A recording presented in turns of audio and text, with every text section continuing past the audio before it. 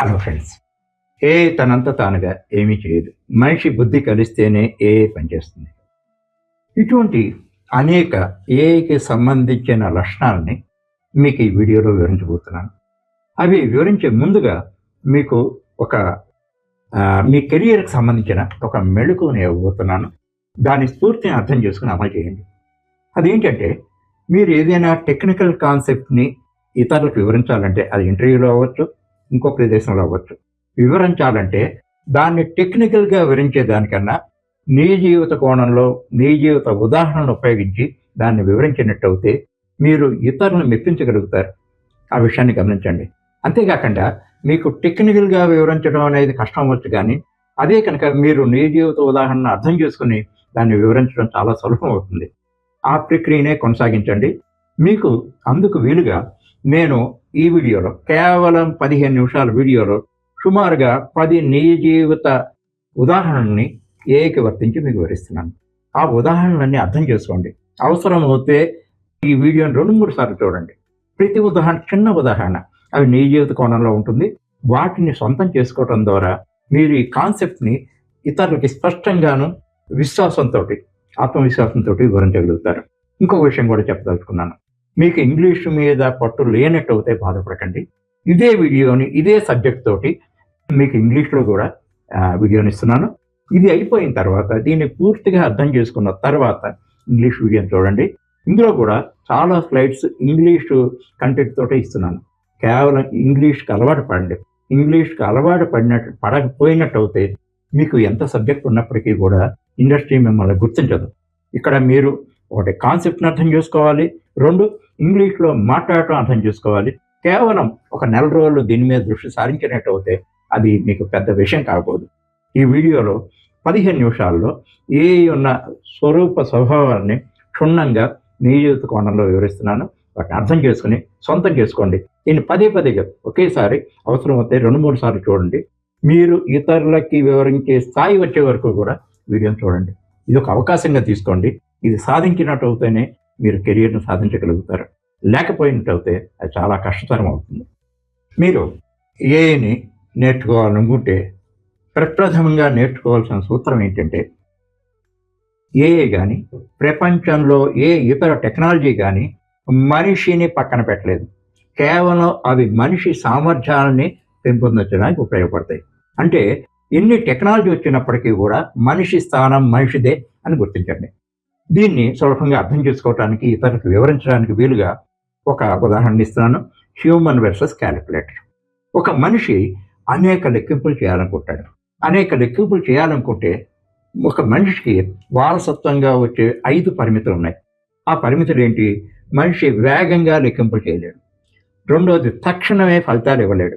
3వది ఎక్కువ డేటాని మెమరీలో స్టోర్ చేసుకోలేడు. స్టోర్ చేసుకున్నప్పటికీ మర్చిపోయే అవకాశం ఎక్కువ. మనిషి తప్పులు చేస్తాడు. తర్వాత మనిషి సులభంగా అలసిపోతూ ఉంటాడు. అయితే ఈ అవలక్షణాలను కానీ పరిమితులను కానీ అధిగమించడానికి వీలుగా మనిషి ఒక యంత్రాన్ని రూపొందించి దానికి క్యాలిక్యులేటర్ అని పేరు పెట్టాడు. ఇప్పుడు ఈ స్లైడ్ ద్వారా మనిషికి ఉన్న బలహీనతలని క్యాలిక్యులేటర్కి ఉన్న బలాలని మీరు పోల్చి చూడండి. మనిషికి ఉన్న బలహీనత ఇంతకుముందే చెప్పాను. మనిషి వేగంగా లెక్కించలేడు, తక్షణమే ఫలితాలను ఇవ్వలేడు, ఎక్కువ మెమరీని స్టోర్ చేసుకోలేడు, చేసుకున్నప్పటికీ మర్చిపోతాడు, తప్పులు చేస్తాడు, అలసిపోతాడు. అయితే ఈ పరిమితులన్నీ కూడా క్యాలిక్యులేటర్ అధిగమిస్తుంది. ఎలా అంటే మనిషి కన్నా కొన్ని వేల రెట్లు వేగంగా పనిచేస్తుంది. తక్షణమే సెకండ్లో రిజల్ట్స్ ఇస్తుంది. తర్వాత ఖచ్చితమైన డేటాని స్టోర్ చేసుకుంటుంది. డేటాని మర్చిపోయే అవకాశం అనేది ఉండదు. మనం ఇచ్చే ఆదేశాలు, మనం ఇచ్చే విలువలు ఖచ్చితంగా, అంటే ఇన్పుట్ వాల్యూస్ ఖచ్చితంగా ఉన్నట్టు అయితే అది ఇచ్చే ఫలితాలు ఖచ్చితంగా ఉంటాయి.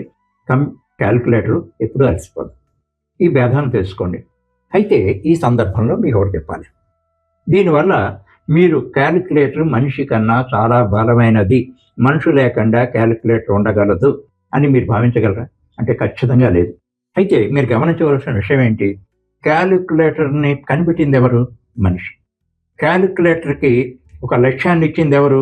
మనిషి. క్యాలిక్యులేటర్లో ఉన్న గణిత సంబంధమైన రూల్స్, లాజిక్ని ఇన్కార్పొరేట్ చేసింది ఎవరు? మనిషి. అంటే ఒక మనిషి అనేది లేకుండా క్యాలిక్యులేటర్ అనేది సృష్టింపబడదు. అంతేకాకుండా క్యాలిక్యులేటర్కి లక్ష్యాలను ఇచ్చేవాళ్ళు ఉండరు. క్యాలిక్యులేటర్లోకి కావాల్సిన నియమ నిబంధనలని రూపొందించేవాళ్ళు ఉండరు. అందువల్ల మీరు ఏం గ్రహించాలి? మీకు ఇంతకుముందు చెప్పిన సూత్రమే.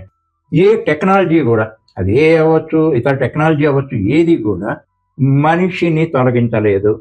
మనిషి యొక్క విలువని, మనిషి యొక్క స్థానాన్ని తొలగించలేదు.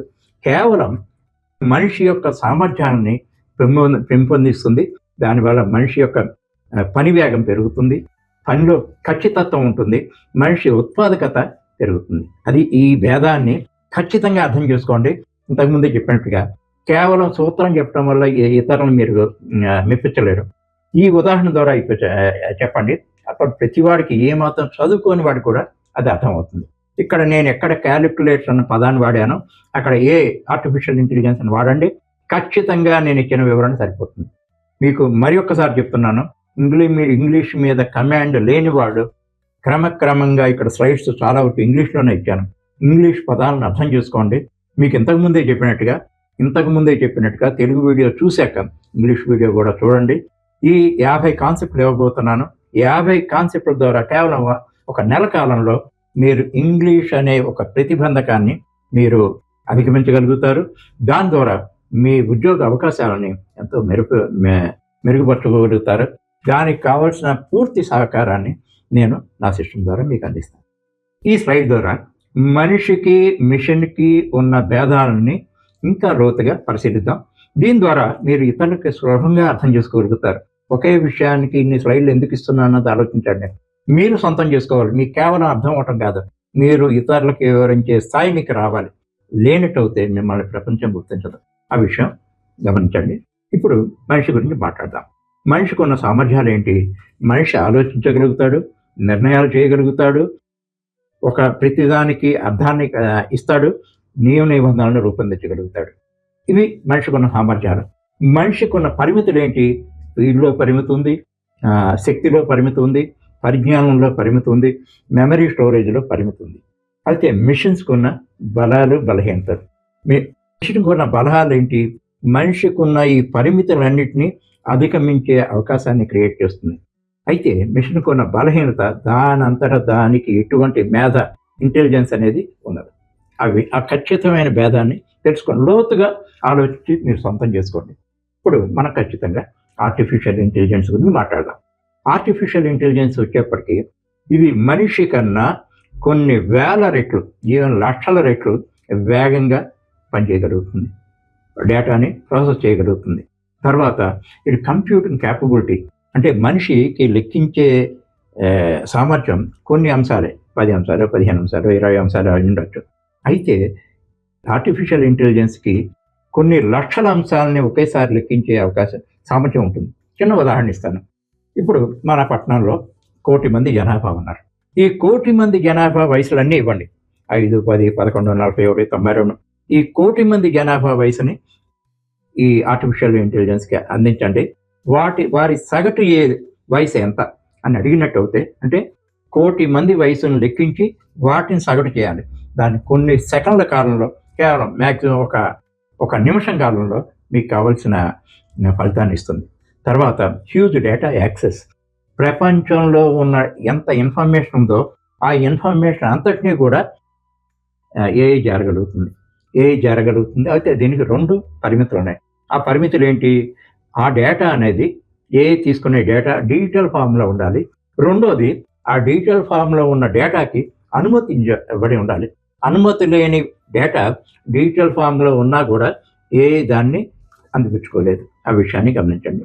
తర్వాత దాని పరిమితులకు లోబడి దానికి ఏ లక్ష్యమైనా ఇవ్వండి, ఏ లక్ష్యం ఇచ్చినా సరే ఏఐ కొద్ది సెకండ్లు లేకపోతే కొద్ది నిమిషాల టైంలో దాన్ని సాధించగలుగుతుంది. ఈ విధంగా మీరు మనిషికి, ఏఐకి ఉన్న సంబంధాలని, బలాలని, బలహీనతలని అర్థం చేసుకుని ఇతరులకు వివరించే స్థాయికి చేరండి. ఇప్పుడు ఒక ముఖ్యమైన భేదాన్ని మీకు వివరించాలి. అదేంటంటే, ఒక మనిషి అనేక నిర్ణయాలు తీసుకుంటూ ఉంటాడు. ఆ నిర్ణయాలు ఎలా తీసుకుంటాడు? ఒక మనిషి దగ్గర ఒక పాయింట్ ఆఫ్ టైంలో, ఒక సమయంలో ఉన్న సమాచారం ఆధారంగానే మనిషి నిర్ణయాలు తీసుకుంటూ ఉంటాడు.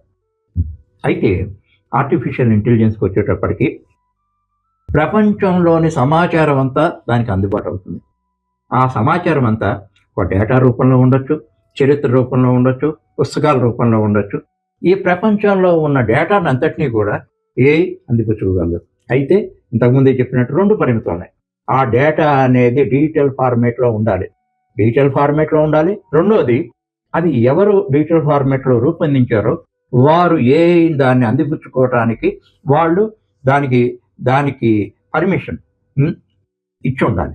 అంటే పర్మిటెడ్ డిజిటల్ డేటా ఇన్ఫర్మేషన్ అని గుర్తుపెట్టుకోండి. అది కాకుండా ఈ 2 పరిమితులు కాకుండా ప్రపంచంలో ఉన్న సమాచారం అంతటినీ కూడా ఏఐ అందిపుచ్చుకోగలదు. దానికి కావాల్సినప్పుడు అందిపుచ్చుకోగలదు. అయితే ఇప్పుడు మీరు గమనించవలసింది ఏంటంటే, ఒక మనిషి దగ్గర ఉన్న సమాచారం కేవలం ఒక నీటి బొట్టు లాంటిది అవుతే, ఏఐ దగ్గర ఉన్న సమాచారం ఒక మహాసముద్రం లాంటిది. అందువల్ల ఏఐ ఇచ్చే నిర్ణయాలు, ఏఐ ద్వారా మనం తీసుకునే నిర్ణయాలు అత్యుత్తమంగా ఉంటాయి. అయితే అందులో లోపం ఉండదు అని నేను చెప్పట్లేదు. కానీ మనిషి కన్నా ఏఐ ఇచ్చే నిర్ణయాలు, పనిచేసే లక్ష్యాలు చాలా ఉన్నతంగా ఉంటాయని మాత్రం ఖచ్చితంగా చెప్పగలను. ఈ వివరణ తర్వాత మీకు ఇంకా సూటిగా అర్థం చేసుకోవడానికి వీలుగా ఏం చేయగలదు, ఏం చేయలేదు అన్నది కూడా వివరిస్తాను. దీని ద్వారా మీరు మరింత సూటిగా, విపులంగా ఇతరులకు అర్థమయ్యేట్టుగా వివరించగలుగుతారు. మొదటిది, ప్రాసెసింగ్ హ్యూజ్ డేటా. మీకు ఇంతకుముందే ఒక ఎగ్జాంపుల్ ఇచ్చాను. బెంగళూరులో 1,00,00,000 మంది జనాలు ఉన్నారు. ఈ 1,00,00,000 మంది జనాలు వయసుని ఏఐకి అందించి వారి సగటు వయసుని అడిగినట్టు అయితే అది కొన్ని సెకండ్లో అది ఇవ్వగలుగుతుంది. అంటే ప్రాసెసింగ్ హ్యూజ్ డేటా, ఎంత డేటా అయినా ఇవ్వండి, అది చేయగలుగుతుంది. Recognise patterns.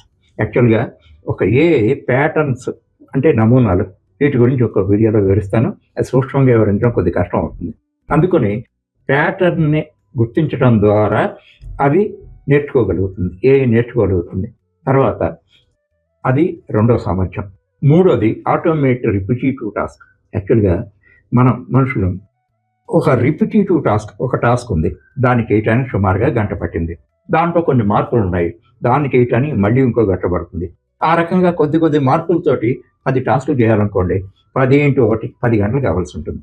అయితే ఏఐకి వచ్చేటప్పటికి మొదటి టాస్క్కి 1 నిమిషం పట్టింది అనుకోండి, తర్వాత రిపిటేటివ్ టాస్క్, అదే టాస్క్ కొద్ది మార్పులతో చేయాల్సి ఉంటుంది. అటువంటిప్పుడు కొన్ని సెకండ్లే పడుతుంది. అంటే మొత్తం 2 నిమిషాల్లో మొత్తం అయిపోతుంది. అదే మనిషికి 10 గంటల సమయం కావాల్సి వస్తుంది. అందువల్ల రిపిటేటివ్ టాస్క్, ఒకే టాస్క్ పునరావృతం అయ్యే విషయంలో ఎంతో సామర్థ్యాలు కలిగి ఉంటుంది, ఎంతో సమయాన్ని ఆదా చేయగలుగుతుంది. తర్వాత ఫ్యాక్చువల్ క్వశ్చన్స్. అంటే ఏ విషయానికి సంబంధించిన అవ్వచ్చు, అది హిస్టరీ అవ్వచ్చు, పురాణాలు అవ్వచ్చు, మ్యాథ్స్ అవ్వచ్చు, సైన్స్ అవ్వచ్చు, కామర్స్ అవ్వచ్చు, ఏ సబ్జెక్ట్ అయినా అవ్వచ్చు, పాలిటిక్స్ అవ్వచ్చు. ఏ ఫ్యాక్ట్ని కనుక మీరు అడిగినట్టు అయితే దానికి అందుబాటైన ప్రపంచంలో దానికి అందుబాటైన సమాచారం దృష్ట్యా మీకు అది ఖచ్చితమైన ఆన్సర్ని ఇవ్వగలుగుతుంది. తర్వాత ట్రాన్స్లేట్ లాంగ్వేజెస్. వివిధ భాషలు, ప్రపంచంలో వందలాది భాషలు ఉన్నాయి. అయితే ఏ భాష నుంచి ఏ భాషకి తర్జుమా చేయాలన్నా కూడా చేయగలదు. ఇంగ్లీష్ నుంచి హిందీకి, హిందీ నుంచి తెలుగుకి, తెలుగు నుంచి కన్నడకి, కన్నడ నుంచి తమిళ్కి, తమిళ్ నుంచి హిందీకి, ఈ రకంగా ఏ భాష నుంచి ఏ భాషకి మీకు తర్జుమా కావాలన్నా కూడా ఖచ్చితంగా చేయగలదు. అంతేకాకుండా దాన్ని తర్జుమా చేయటమే కాకుండా దాని స్క్రిప్ట్ను కూడా మీకు అందిస్తుంది. తర్వాత ప్లే స్ట్రాటజీ గేమ్స్. అనేక గేమ్స్ ఉంటాయి, వాటికి రూల్స్ ఉన్నట్టు అవుతాయి. ఇప్పుడు ఒక చెస్ గేమ్ ఉంది. ఈ చెస్ గేమ్కి కొన్ని ఖచ్చితమైన రూల్స్ ఉంటాయి. ఆ రూల్స్ అన్నీ అర్థం చేసుకున్న వాళ్ళే మంచిగా ఆడగలుగుతారు.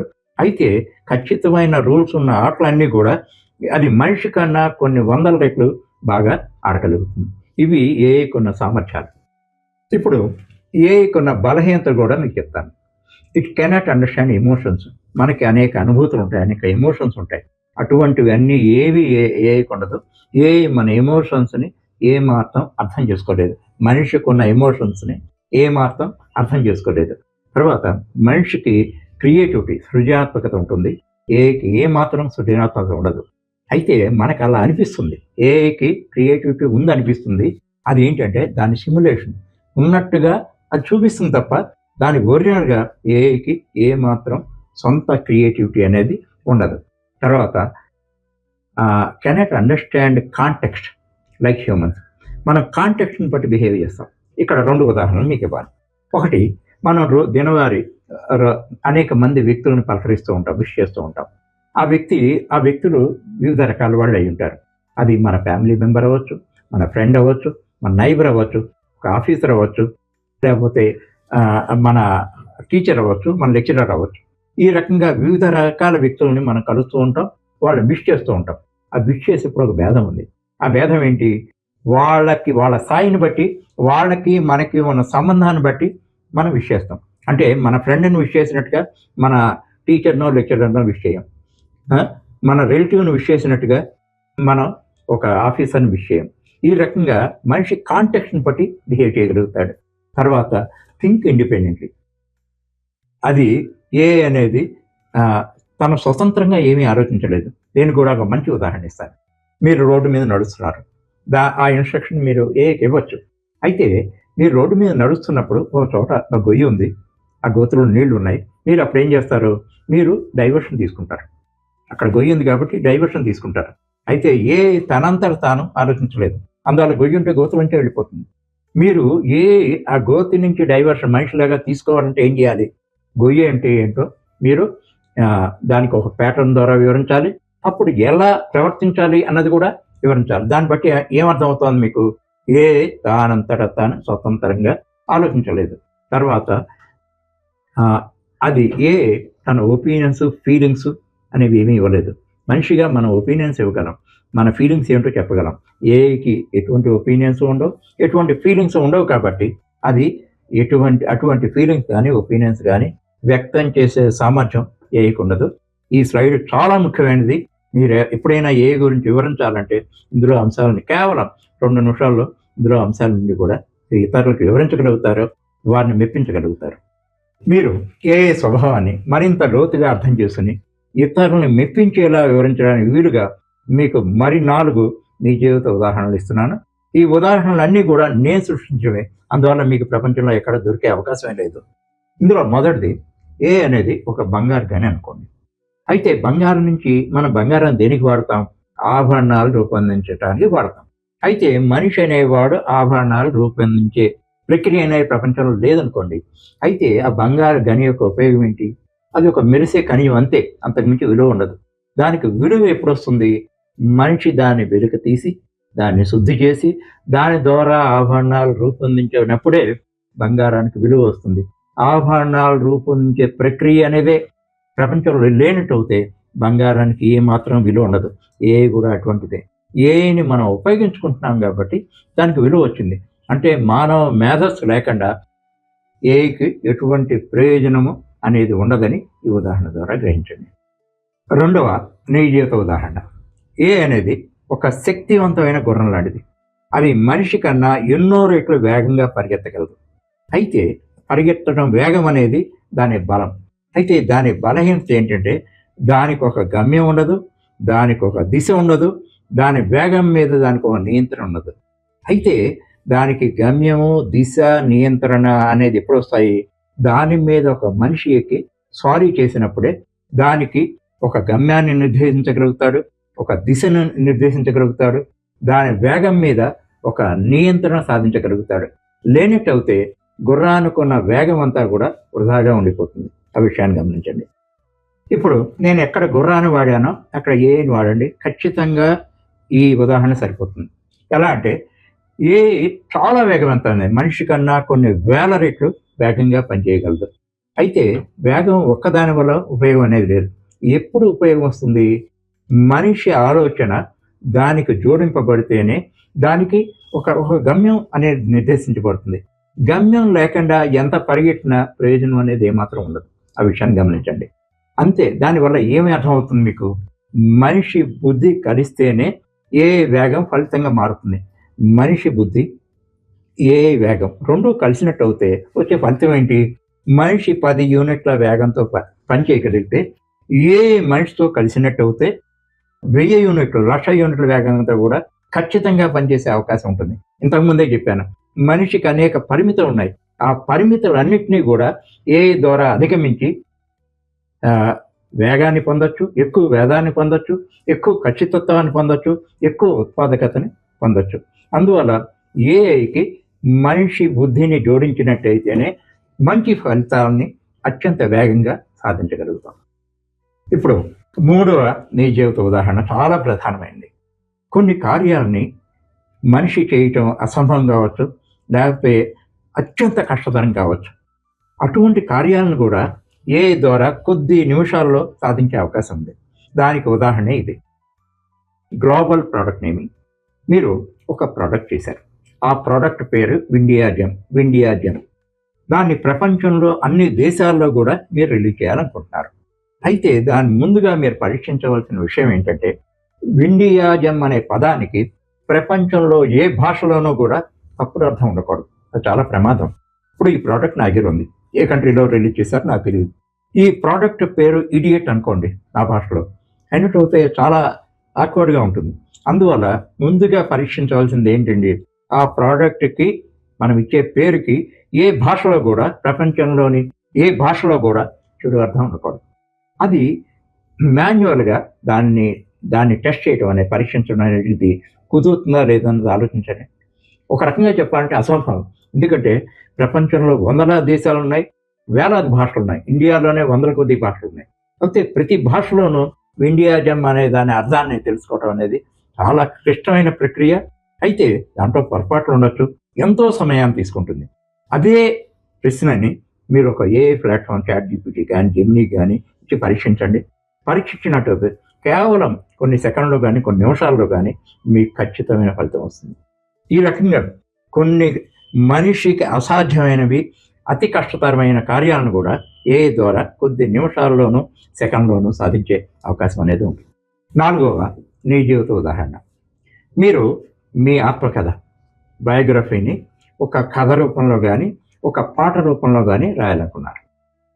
దాన్ని మీకు అది సాధ్యం కాకపోవచ్చు.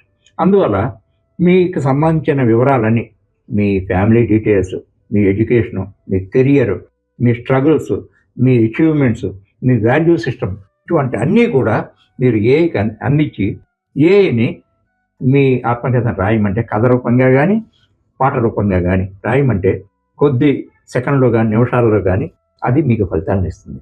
అయితే మీరు ఇక్కడ ముఖ్యంగా గమనించవలసిన విషయం ఏంటంటే, మీరు ఏ డీటెయిల్స్ ఇచ్చారో, మీ family details, education, career, struggles, value system, achievement, మీరిచ్చిన ఇన్పుట్ల ఆధారంగానే అది రూపొందిస్తుంది. కానీ అందులో ఎక్కువ కానీ తక్కువ కానీ ఏమాత్రం చేయదు. దానికి ఎటువంటి ఎమోషన్స్ ఉండవు. అందువల్ల మీరు చెప్పని విషయాలని అది ఊహించి మీ ఆత్మకథలో జోడించే అవకాశం మాత్రం ఏమాత్రం ఉండదని గ్రహించండి. అందువల్ల ఇంతకుముందే చెప్పినట్టుగా దానికి ఎటువంటి ఎమోషన్స్ ఉండవు, ఎటువంటి ఒపీనియన్స్ ఉండవు. మీరు AFDG అని ఇచ్చినట్లయితే AFDGనే తీసుకుంటుంది తప్ప అది వైని కానీ జడ్ని కానీ ఊహించదు. ఈ రకంగా సుమారుగా 10 ఉదాహరణలు ఇచ్చాను. ఈ 10 ఉదాహరణని మీరు పూర్తిగా ఆకళింపు చేసుకుని ఎవరికైనా వివరించేటప్పుడు కేవలం ఒక అరగంట మీరు దీని మీద వెచ్చించినట్టయితే మీకు వివరించే స్థాయి వస్తుంది. తర్వాత ఇంగ్లీష్ గురించి ఆలోచిస్తారు. కానీ మీకు ఇంగ్లీష్ మీద కమాండ్ ఉన్నట్టయితే ఇంగ్లీష్లోనే వివరించండి. లేకపోయినట్టయితే మీ భాషలో మీరు వివరించి గ్రాడ్యువల్గా ఇంగ్లీష్కి అలవాటు పడటానికి సిద్ధపడండి. దానికోసమే మీకు ఈ తెలుగు వెర్షనే కాకుండా ఇంగ్లీష్ వెర్షన్ కూడా ఇదే కంటెంట్ తోటి అందిస్తున్నాను. Wish you all the best.